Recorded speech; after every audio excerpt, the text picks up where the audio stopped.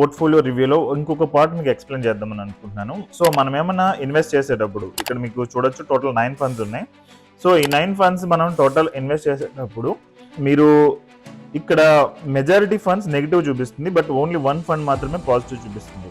ఇది ఏ సినారియోలో ఇస్తామంటే people wanted some kind of assurance or security ఉన్నప్పుడు కొంచెం ఈ బ్యాలెన్స్లో చేస్తాము. బట్ యాక్చువల్గా మీకు ఇక్కడ కనిపించేది ఏంటంటే ఈ నెగిటివ్ ఉన్నాయని the best of the best అనుకోవచ్చు అండ్ కొంచెం లో రిస్క్ అనేది.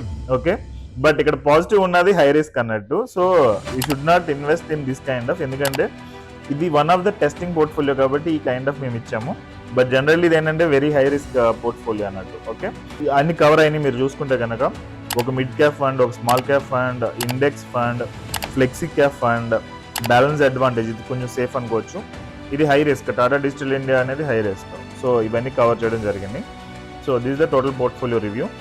అండ్ సేవ్ స్మార్ట్ అనేది ఇంకోటి ఉంది, ఇది almost like bank fixed deposit అనుకోవచ్చు. సో ఈ వేలో ఇన్వెస్ట్ చేయడం జరిగింది. So this is one of the testing portfolio. సో ఇలాంటి టెస్టింగ్స్ అనేవి మీరు చేయొద్దు. Contact your financial adviser and take a proper guidance. Okay, wish you all the best, have a great day.